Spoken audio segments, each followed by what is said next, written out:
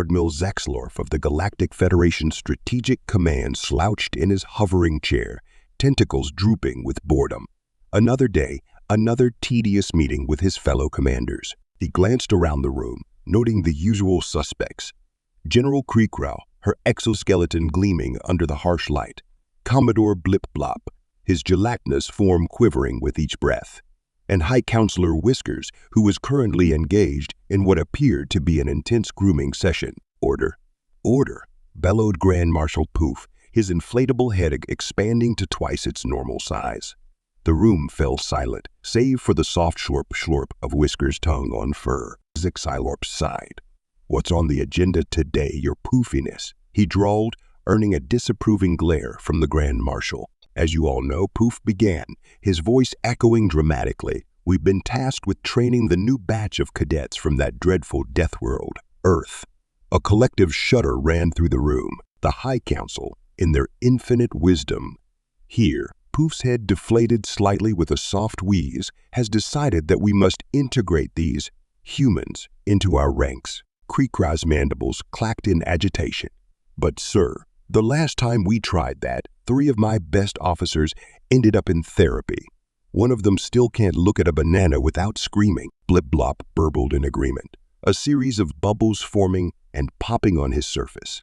"Indeed, these humans are simply too unpredictable," offered Whiskers, pausing mid-lick. "Barbaric," chittered Kreekraw. "Alarmingly competent," muttered Zxylorp under his breath. "All of the above," Blip-Blop concluded with a wet slap of his pseudopods. Grand Marshal Poof's head swelled ominously. "Nevertheless, it is our duty to train these cadets. We shall begin with the Zorgax Gambit, the cornerstone of our strategic doctrine. As you all know, it typically takes our finest officers a decade to master this complex series of maneuvers." Zxylorp couldn't help but snort, a sound that sent a spray of bioluminescent spores across the room. Oh yes, the vaunted Zorgax Gambit. 10 years of meticulous planning, precise formations, and delicate diplomacy. I'm sure our new human friends will take to it like a Zarglian slug to a salt mine. The sarcasm was lost on Poof, who bobbed his inflated head in agreement. "Exactly. We'll start them on the basics today. In 10 years, we might have a handful of competent strategists among them." As the meeting adjourned, Zxylorp couldn't shake the feeling that they were all in for a surprise. He'd studied the humans, watched their movies and TV shows. If there was one thing he'd learned, it was to expect the unexpected. Later that afternoon, in the cavernous strategy simulation chamber, a group of human cadets stood at attention. Well, mostly at attention. Cadet Jax Boom Rodriguez was attempting to balance a stylus on his nose, while Cadet McGee was poorly suppressing a fit of laughter at his antics. At the front of the room, General Kreekraw's exoskeleton creaked as she paced back and forth. "Attention, you pitiful excuses for cadets," she barked, her mandibles clicking furiously. "Today you will begin your training in the most sophisticated strategic operation in the known galaxy, the Zorgax Gambit." A hand shot up. It belonged to Cadet Sherlock Patel, his eyes gleaming with barely contained excitement. "Excuse me, General, but is this the same Zorgax Gambit detailed in Art of Galactic Warfare by Sun Tzu?" Kreekraw's compound eyes blinked in rapid succession. How do you know about that text? It's classified." Arav grinned. "Oh, I have my ways. Did you know your encryption algorithms have a fascinating vulnerability when exposed to—" "Enough," Kreekraw screeched, her exoskeleton rattling. "We will begin with the basics. The Zorgax Gambit is a delicate dance of strategy, a symphony of tactical brilliance that takes years to—" Yeah, we get it," interrupted Cadet Zoe Wrench Chen, twirling a hydrospanner between her fingers. "Big, important space chess. Can we get to the good part?" Kreekraw's mandibles clacked in irritation. "Very well. We'll start with a simple simulation. Your objective is to defend the Zorgaxian homeworld from an incoming Blorbian invasion fleet. You have at your disposal a fleet of 100 ships, various defensive satellites, and limited planetary shields. Begin." The cadets huddled together, whispering furiously and occasionally breaking into fits of giggles. Kreekraw watched with a mixture of confusion and growing unease. After precisely 37 standard minutes, an impressively long time for humans to focus on anything, she noted. They approached the holographic display. Cadet Rodriguez stepped forward, a mischievous glint in his eye. So like we thought about this real hard. Yeah, and we figured, why play defense when you can go boom? Before Kreekraw could interject, Rodriguez activated the simulation. To her horror, the entire Zorgaxian fleet immediately went into attack formation, charging headlong at the incoming Blorbian armada. "What are you doing?" she shrieked. "This is madness, you'll be destroyed." But as the simulation unfolded, Kreekraw's protest died in her throat. The human strategy, if one could call such chaos a strategy, was working. Zorgaxian ships darted in and out of formation, drawing Blorbian fire and creating openings for devastating counterattacks. Meanwhile, the planetary defenses had been reconfigured into some sort of massive energy slingshot, hurling asteroids at the enemy fleet with terrifying accuracy. "You see," Cadet McGee explained between giggles, "we figured the Blorbians would expect a defensive stance. So we thought, why not flip the script?" "Yeah," added Cadet Chen. "And then Sherlock here had the bright idea to hack into the planetary shield generators and repurpose them for offense." Pretty neat, huh? Kreekraw could only watch in stunned silence as the simulation concluded. The Blorbian fleet was in ruins. The Zorgaxian homeworld was unscathed, and cheers erupted from the human cadets. "Well, I'll be a Venusian swamp donkey's uncle," drawled a voice from the back of the room. Admiral Zxylorp emerged from the shadows, a bemused expression on his face. "It seems our new cadets have not only grasped the Zorgax gambit, but improved upon it." In an afternoon, no less, Kreekraw's exoskeleton paled. "But that's impossible. This strategy takes years to master. Decades of refinement," Zxylorp chuckled, "a sound like gravel in a blender." "My dear General, I believe we've just witnessed the impossible. Or rather, the improbable becoming probable, as these humans are wont to do." As if on cue, Cadet Rodriguez's stylus balancing act finally succeeded, prompting a round of applause and laughter from his peers. Zxylorp turned to Kreekraw, his tentacles twitching with barely contained amusement. "I suggest you prepare yourself, General. Something tells me this is just the beginning of our news of the human cadets' unprecedented success. Spread through the Galactic Federation's military ranks faster than a Regalian spacepox outbreak at a zero-gravity rave." Within hours, the strategy simulation chamber was packed with a menagerie of alien officers, all jostling for a glimpse of these deathworlders who had turned decades of doctrine on its head. Grand Marshal Poof arrived in a flurry of importance, his head inflated to its most impressive diameter. "What is the meaning of this?" he boomed, his voice echoing off the chamber's curved walls. "I demand an explanation." Admiral Zxylorp, who had taken up residence in a corner of the room with a suspiciously Earth-like beverage called a martini, raised a tentacle. "Well, your poofiness, it appears our human cadets have decided to rewrite the book on galactic strategy. Literally, in fact, Cadet Patel is already drafting The Art of Galactic Warfare 2, Electric Boogaloo." Poof's head deflated slightly in confusion. "Electric Boogaloo, human cultural reference, sir," Zxylorp explained with a wave of his drink. Best not to. At the center of the commotion, the human cadets were running another simulation, this time against a notoriously difficult scenario, the Omega Paradox. This fiendish tactical puzzle had stumped the greatest minds in the galaxy for centuries. Cadet Sarah Giggles McGee was at the helm, her fingers dancing over the holographic controls. "All right, gang, remember the plan. IRF, you've got cyber warfare. Zoe, I want those engineering miracles. Jax, try not to blow up anything we actually need, okay? No promises, Giggles," Rodriguez replied with a wink, already calculating explosive yields in his head. As the simulation unfolded, the assembled alien officers watched in a mixture of awe and horror.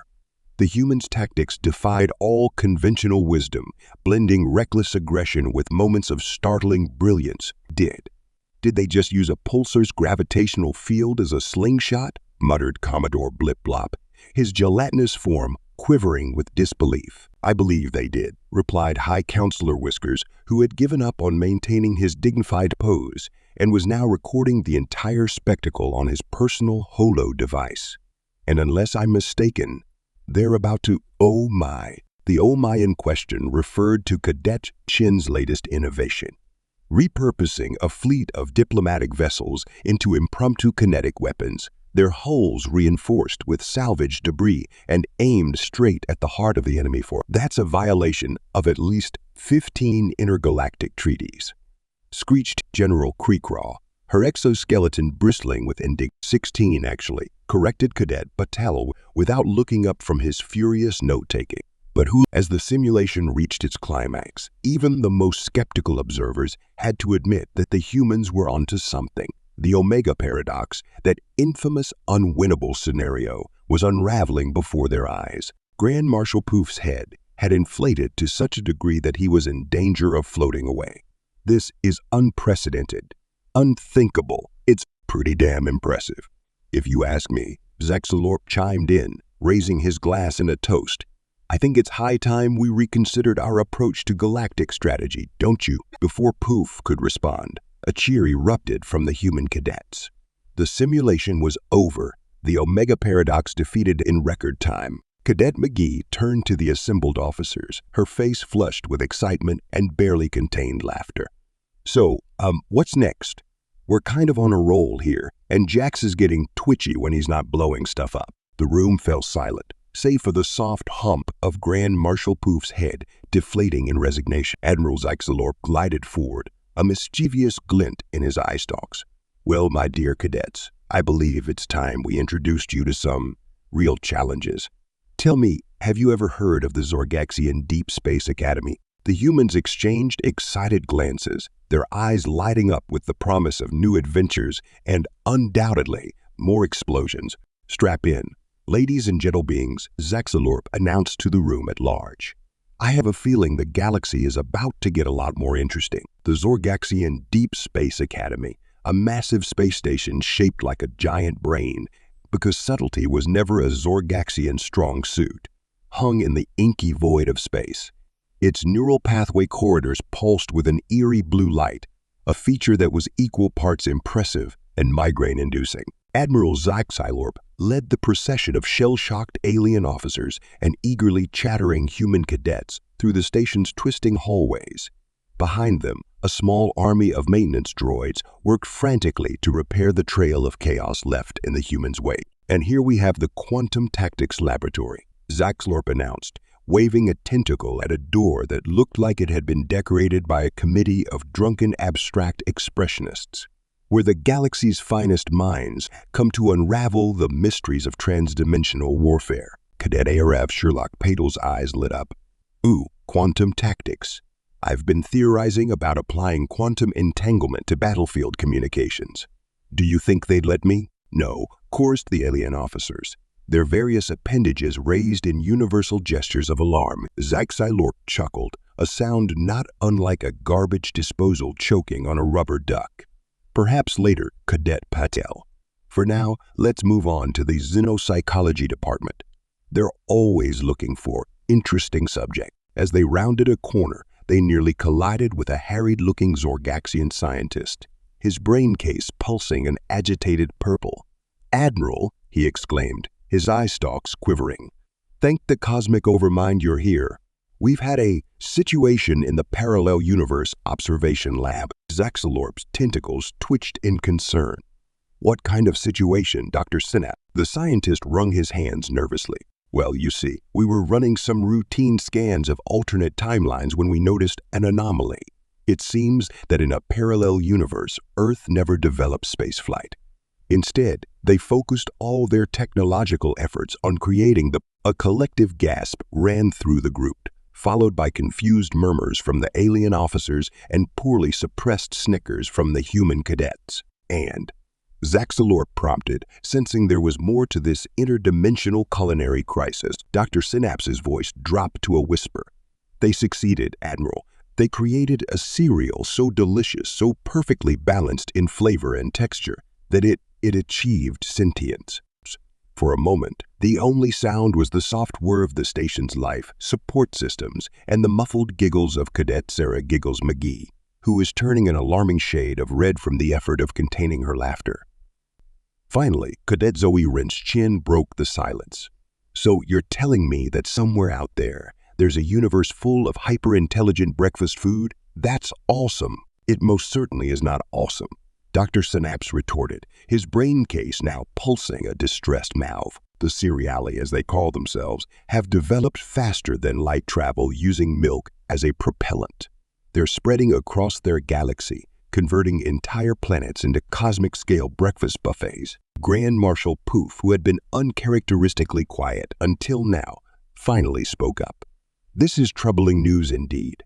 We must convene an emergency session of the Galactic Council to discuss this interdimensional threat." Zxylorp raised an eyebrow tendril. "With all due respect, your poofiness, perhaps we should consider a different approach."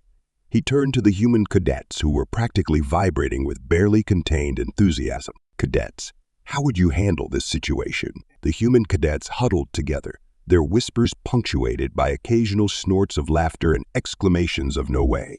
"And that's brilliant." After a few minutes that felt like an eternity to the increasingly nervous alien officials, they broke their Cadet Jax Boom Boom Rodriguez stepped forward, a manic grin on his face. "Okay, so hear me out. What if we fight breakfast? With brunch?" Dr. Synapse's eye stalks crossed in confusion. "I beg your pardon." "Look," Rodriguez continued, warming to his theme, "these cereali dudes are all about breakfast, right? But they've never encountered the awesome power of a full brunch spread. We're talking eggs Benedict, smoked salmon mimosas, the work." Cadet Admiral Sherlock Patel chimed in, his fingers flying over a datapad. "I've run some quick calculations. If we can introduce the concept of brunch to key planets in their invasion path, we could create a cultural disruption that would..." "And," added Cadet Sarah Giggles McGee, barely containing her laughter. "Imagine their confusion when they encounter a civilization that considers cereal a perfectly acceptable dinner food." The alien officers stared at the humans in stunned silence. Admiral Zxylorp, however, was nodding thoughtfully, his tentacles curled in amusement. "It's so crazy, it just might work," he mused. "Dr. Synapse, how quickly can we set up an interdimensional brunch portal?" The scientist's brain case cycled through a rainbow of colors before settling on a bewildered beige. A what?" "You heard the Admiral," barked Grand Marshal Poof, his head inflating with newfound purpose. "I want a task force assembled immediately. We'll call it Operation Midnight Munchies." As the alien officers scrambled to carry out these bizarre orders, Cadet Zxylorp's Chen approached Admiral Zxylorp. "Sir, while they're working on that, mind if we take a look at the quantum tactics lab? I've got some ideas about weaponizing waffle irons that I think you'll want to hear." Zxylorp's eye stalks twinkled with mischief. "Lead the way, Cadet Chen. Something tells me the galaxy isn't quite ready for what you humans are about to cook up." Over the next few weeks, the Zorgaxian Deep Space Academy was transformed into a hive of chaotic activity. The Quantum Tactics Laboratory, once a bastion of serious scientific inquiry, now resembled a cross between a five-star restaurant kitchen and a mad scientist's lair. In one corner, Cadet Rodriguez was perfecting his eggs benediction, a revolutionary weapon that fired perfectly poached eggs at relativistic speeds, causing temporal disruptions in the target area that left everything smelling vaguely of hollandaise sauce. Nearby, Cadet Patel had requisitioned a small fleet of coffee makers, which he was repurposing into what he called a caffeine drive. The device promised to bend spacetime using the power of espresso, allowing for near instantaneous travel between star systems with the minor side effect of giving the entire crew a cosmic caffeine buzz. Cadet McGee, meanwhile, had taken over the Xenop Psychology Department. She was developing a series of interdimensional sitcoms designed to introduce the surreally to the concept of brunch culture. Her magnum opus, How I Met Your Mother, was already gaining a cult following among the station's more open-minded inhabitants. Admiral Zxylorp watched all of this with a mixture of awe and trepidation. He'd known the humans would shake things up, but this was beyond even his wildest expectations. Status report, he demanded, gliding into the newly christened brunch war room. Cadet Chen looked up from a holographic display of the Milky Way, now color-coded to show optimal mimosa distribution routes. We're making progress, sir. Our first interdimensional brunch portal is ready for testing. Excellent, Zxylorp burbled. And the AR special weapon? Chen's eyes gleamed with barely contained excitement. Oh, it's ready, all right. We call it the IHOP cannon. Dare I ask what that stands for? Interdimensional Hollandaise Ordnance Projector. Chen replied with a grin. One blast from this baby, and those cereali won't know what hit him. They'll be too busy arguing about whether maple syrup belongs on scrambled eggs to continue their invasion. Before Zxylorp could respond, alarms began blaring throughout the station. Grand Marshal Poof's voice, even more high-pitched than usual, came over the intercom. All hands to battle stations. We have a code breakfast. I repeat, code breakfast. This is not a drill. The assembled humans and aliens rushed to the observation deck, where a mind-bending sight greeted them. A massive interdimensional rift had opened in space before them, and through it poured the most improbable invasion fleet the galaxy had ever seen. Massive ships shaped like cereal bowls, their hulls gleaming with milk-white energy shields, advanced in perfect formation. Fighters darted between them, leaving contrails of colorful cereal dust in their wake. And at the center of it all, a flagship that defied description, a cosmic-scale cereal box, emblazoned with the ominous slogan part of a balanced breakfast of doom. Well, muttered Zxylorp, his tentacles drooping in disbelief. I suppose it's time to earn our stripes, or our Fruit Loops, as the case may be. Cadet Rodriguez stepped forward, cracking his knuckles. Permission to deploy the pancake minefield, sir. Zxylorp nodded gravely. Make it so, Cadet, and may the cosmic overmind have mercy on our souls and our waistlines. As the human cadets sprang into action, their faces lit with the unholy glee of food fighters about to start the greatest food fight in interdimensional history. Zxylorp couldn't help but feel a twinge of pride. The galaxy might never be the same after this, but by the great galactic griddle, it would certainly be more interesting. The Battle of Brunch was about to begin, and the fate of two universes hung in the balance. Somewhere in the depths of space, the spirit of Julia Child smiled upon her interdimensional disciples. Zxylorp raised a tentacle, pointing dramatically at the encroaching cereally armada. Ladies, gentlemen, and beings of indeterminate gender, let's make breakfast history. The battle that ensued would go down in galactic history as the most delicious conflict ever waged. The Zorgaxian Deep Space Academy, now bristling with improvised breakfast-based weaponry, faced off against the Cereali invasion force in a spectacle that defied description, but we'll try anyway. Cadet Rodriguez's Eggs Benediction opened fire, launching salvos of perfectly poached eggs that splattered against the Cereali shields and temporal explosives of Hollandaise. The resulting time distortions caused several enemy ships to age backwards, reverting to their base ingredients and harmlessly dispersing into clouds of flour and sugar. Meanwhile, Cadet Chen's IHOP cannon lived up to its name, projecting an interdimensional field of pure brunch energy that confused and disoriented the Cereali fleet. Enemy ships found themselves spontaneously redirected to cosmic diners and space IHOP franchises that hadn't existed moments before. It's working, Chen shouted over the din of battle and sizzling bacon. Their formation is breaking up, but the Cereali were not to be underestimated. Their flagship, the massive cosmic cereal box, opened its top flaps to reveal a weapon of terrifying power. The Milk Cannon. A stream of super-cooled, high-velocity milk shot forth, flash-freezing everything in its path. Evasive maneuvers, bellowed Grand Marshal Poof, his head inflating to emergency proportions. Deploy the French toe shield. Cadet Patel, manning the defense systems, activated the French toast shields just in time. A golden-brown barrier of interdimensional French toast sprang up around the academy, absorbing the milk blast and growing even more delicious in— Hey, Patel crowed. They've fallen right into our trap. Activating the syrup tractor beam, a sticky stream of gravitationally enhanced maple syrup shot out from the academy, ensnaring several Cereali ships and slowly pulling them in.